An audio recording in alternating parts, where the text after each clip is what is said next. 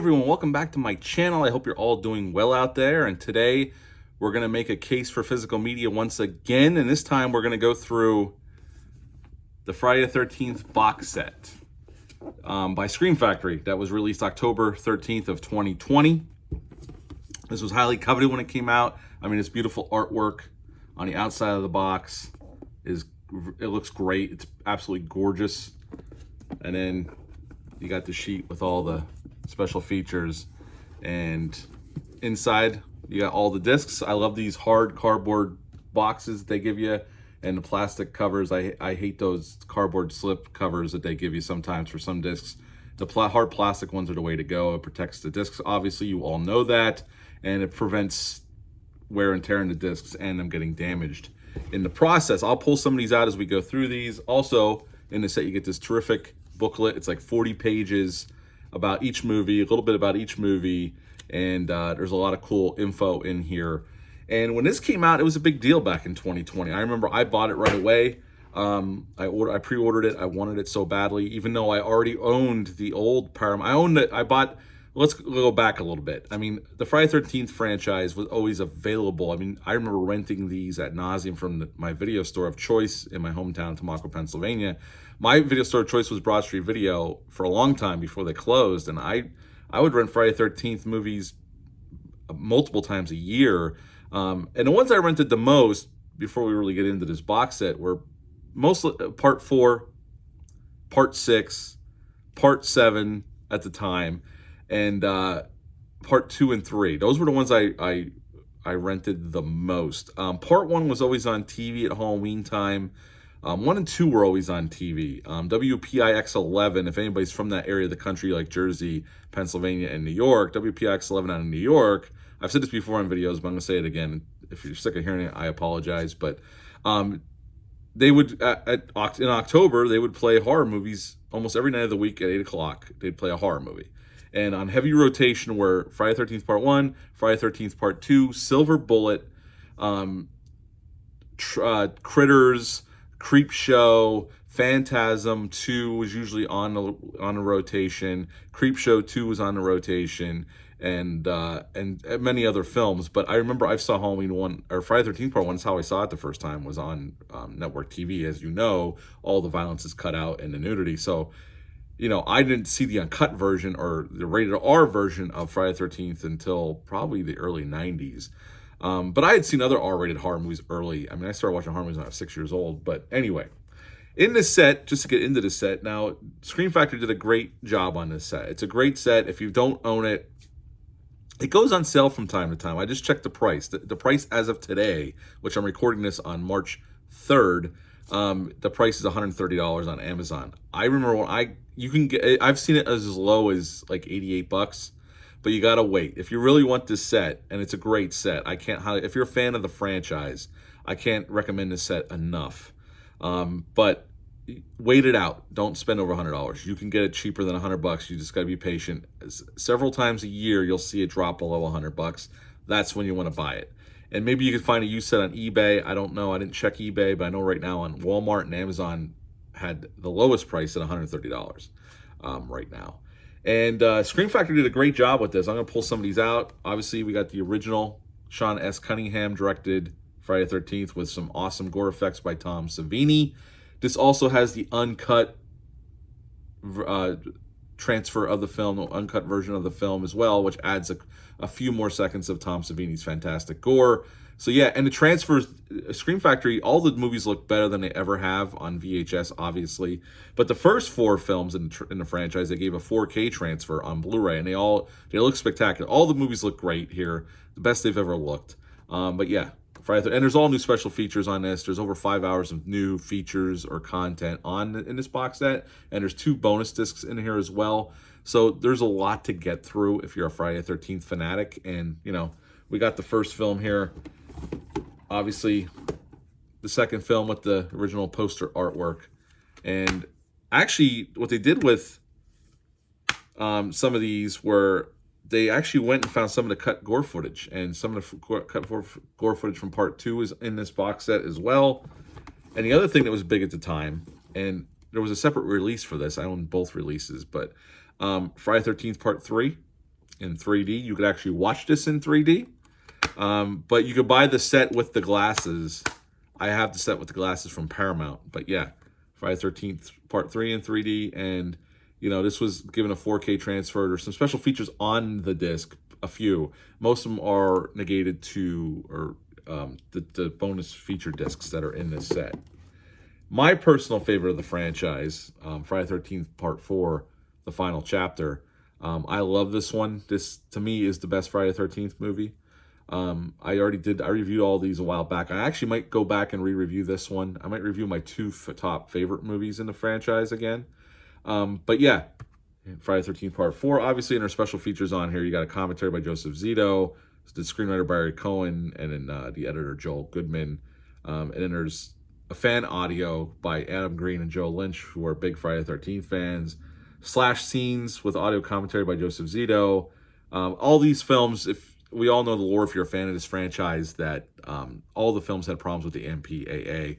This one was no different. I mean, Joseph Zito has said in other interviews, especially on Crystal Lake Memories documentary, which I own that on Blu-ray. It's a fantastic documentary if you've never seen it. It's over almost 6 hours long.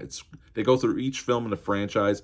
I can't tout that documentary enough. I mean, there's some great special features in this box set, don't get me wrong. But if you want a one-stop shop, track down that documentary. You can get it on Blu-ray, or it's on YouTube for free, and you can watch it for free. It's a fantastic documentary, just going through each entry into the Friday the 13th franchise. So if you're interested, check that out. I can't give that one enough hype. Also, the other great documentary is the one Never Sleep Again about the Nightmare on Elm Street franchise. Amazing documentary. Same with Crystal Lake Memories. It goes through each entry in the Nightmare on Elm Street franchise. Highly recommend it. They're both on YouTube. You can track them down and watch them for free. And then we got Part 5, the Anomaly of the Friday the 13th franchise, where Jason's not actually the killer. We all know that. Or spoiler alert if you've never seen this. Yeah, this one's kind of like the softcore porn version of Friday the 13th. And if you've seen it, you know what I'm talking about, which there's nothing wrong with that. But it's definitely the sleaziest of the franchise, which is saying something for this franchise. And there's special features on the disc, like the other ones as well. One of my other personal favorites of the franchise, Part 6, obviously. And this one, you got a commentary with C.J. Graham, who played Jason Voorhees in the movie, Tom Matthews, who played Tommy Jarvis, and a couple of the other actors as well. Then you got audio commentary by Tom McLaughlin, who wrote and directed this film.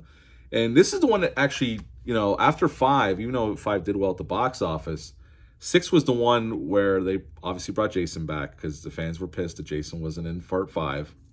Tom McLaughlin gave him a great resurrection with the lightning bolt right out of Frankenstein. Love it. And I really like this. You get the James Bond credit sequence. I love the opening sequence. Very gothic, very cool. I really like this one. This is a lot of fun. If you've never seen this franchise, or if you've ever seen a couple, this one is definitely worth checking out. Even if you don't like the franchise that much, it's definitely a fun slasher film. And then we got the one who it was, this one, Part 7, The New Blood, which was originally conceived to be Freddy vs. Jason in the 80s when Paramount and New Line first thought about trying to get something going with both franchises, which obviously didn't work out. So Paramount's solution was basically to bring in Carrie in the form of Tina and then have Jason and her go at it. And this one's fun. John Carl Buechler directed this one. Jason, I love the look of Jason in this one. I love his look, and this is most famous for Kane Hodder's first appearance as Jason Voorhees. Unfortunately, this one got butchered by the MPAA. Unfortunately, you can see some of the cut footage on here, and it's a shame that the way they talk about it, we'll never get a cleaned up version of what it was originally meant to be, which is a shame. I think this film is so tame because they cut out all the carnage that it's a shame. I'd love to see it all back intact and cleaned up, but at least we could see what was cut on this disc. So yeah, Friday the 13th Part 7, A New Blood. And then obviously the one that ended Paramount's reign until the remake in 2009, Jason Takes Manhattan, which bombed upon release for good reason. It's not a good film. The best scene is the Julius scene, the boxing on the roof, and then Jason knocks his head off, and in the Times Square. That's the two best parts of the whole film. This film's a big, huge disappointment, unfortunately. But, there's some special features on here, and, this is the best the movie's ever looked. So, You know, if you're a completist, here it is. And then we got the New Lines, the start of the New Line years. Jason Goes to Hell, the final Friday. We get the R-rated cut and the unrated cut. I'll tell you right now, if you've never seen this, there's absolutely no reason to watch the theatrical cut. The unrated cut has everything you want and more. Even if you don't like the movie itself, you can't deny that this is just a carnage-filled thrill ride through and through. And yes, Jason gets, if you have never seen a spoiler, turn or skip ahead if you don't want to know about what happens in this movie. The first 10 minutes of the movie are great. They blow up Jason, and then you're like, we get body hopping until the last 10 minutes of the film when we get Jason back. So it's a dash of Friday the 13th and a dash of The Hidden. Although Adam Marcus claims he'd never seen The Hidden, even though The Hidden was made by New Line as well. He claims he never saw it, but the similarities are not lost on me or anybody else who's seen those films. But this is a lot of fun. It's not a great story. It's not a great movie, but it's a hell of a lot of fun. And the carnage and the gore really are spectacular. K&B came in to do the effects, and the effects are pretty badass. One thing about this, though, there's one scene, one part of gore in this film that's missing on this cut, the unrated cut. And I spoke about it in my Jason Goes to Hell review several years ago. But there's a scene where when they go back to the diner, because they're looking for the baby, and Rusty Schwimmer's son, they send him over to the police station. He's walking across the parking lot, and he has a handgun in his hand. And the guy who has Jason inside of him at the time grabs his hand like this, snaps it down, and you see the bones come out of his forearm. I have that scene on my unrated DVD, but on this Blu-ray, it's not there. That's the one part of the unrated version that's not in this cut on this disc. And when I first rewatched it, when I got this set, and I rewatched this movie, I'm like, it's missing that scene. And it's a bummer because I love it. It looks great. I don't know why it's not here, but it's not here. But still, a lot of fun, and there's some cool special features on here as well. Interviews with Adam Marcus and all that stuff. And then we sent Jason to space in Jason X. And that's where franchises go to die. I saw this in the theaters when it came out. This was the movie they made because they were trying to get Freddy vs. Jason made after the ending of Jason Goes to Hell, where we see Freddy's glove pop up from the earth and drag Jason's mask back to hell. So that got the fans excited. We're finally going to see Freddy vs. Jason after years and years of speculating if it's going to happen. But it was in development hell. Like, they had so many scripts written, and it was going nowhere. So Sean Cunningham went to New Line and said, look, let's make a movie just to keep Jason in the zeitgeist out in pop culture until we can get Freddy vs. Jason made. So they made this one. Jason Isaac came in to direct this film, or Jim Isaac came in to direct this film. And while there's some fun to be had here, and this is the last time we would see Kane Hodder playing Jason, this movie kind of goes on too long, so it wears out its welcome. But there's still some fun things in this movie. It's definitely cheesy and over-the-top cheesy. And there's some good kills, though. At the end of the day, this is an okay one. But yeah, this is the one we got right before Freddy vs. Jason. And speaking of Freddy vs. Jason, I remember seeing this opening weekend in the theaters. This was a huge hit for New Line after years and years of development. They finally got a story they thought was worthy. And this is also the one that was controversial because they didn't bring Kane Hodder back. This is a fun movie. It's a matchup movie. So, it's fun. There's some definitely fun moments. It's not the greatest movie in either franchise, but it's a lot of fun. And we get that included here as well. And then we get the remake, which was a collaboration between Paramount and Warner Brothers. This was Platinum Dunes came in. I really like this remake. I know some people don't like it. This is my second favorite Friday the 13th film, but this is a really good Friday the 13th movie. And yeah, I think this gave you everything you could possibly want if you're a Friday the 13th fan. It's a shame we never got a sequel to this, because it didn't make a lot of money, although it did draw. It's famous for the big, massive drop-off in week 2. But this is a really well-done Friday the 13th movie, and I really like it. So that's the last of the movies in the franchise that are in this set, and this one is the last hard case is the Friday the 13th special features disc. And there's 2 discs in here, and there are tons of special features on here, all different kinds of special features. So, that's at the end of the box set. And then this cool booklet, which goes right in the back as well. And that is the Friday the 13th box set with this badass art. And the reason I made this video is because I went through the Halloween box set, which is a cool box set as well. Obviously, Friday the 13th's been available to us through VHS, then DVD. Paramount gave us that DVD box set way back when. And then Paramount released a Blu-ray box set, their own version of a Blu-ray box set before Scream Factory's hit. I have that Blu-ray box set, and I still have my DVD box set, so I own 3 box sets of Friday the 13th. This one is the best one. The movies look the best, sound the best, they have the most special features. And the special features on this, along with I can't talk today for some reason, Crystal Lake Memories, that's all the special features you'd ever need on these movies. Plus, there's little fan documentaries online about part 3 and whatnot. But it's a great box set. The movies look great. They sound great. And, you know, that's the thing about physical media. You get all these cool special features. You get all this cool artwork to display on your shelf or wherever you display your physical media. And I just love a good box set when it's well put together like this one is. You can't help but want to buy it. You know what I'm saying? Especially if you're a fan of these franchises like I am. I don't love every movie in the franchise, but I like them enough and I watch them enough to make it a worthwhile purchase. And again, I've said this before, it's ad nauseum now, but you also get the best quality of the transfer, best sound on disc compared to streaming. And you get all of these kick-ass special features and all the artwork. So that is my case for physical media for the Friday the 13th box set. Do you happen to own this box set? Leave a comment down below. Let me know. What are your thoughts on this box set? Is it a box that you don't own but you've thought about buying? Leave that comment down below as well. I'd love to hear your thoughts on it. Do you think they're too expensive, some of these box sets? I know 130 bucks is a lot of money. I think I bought it, when I got it for 90, and I thought that was a good price.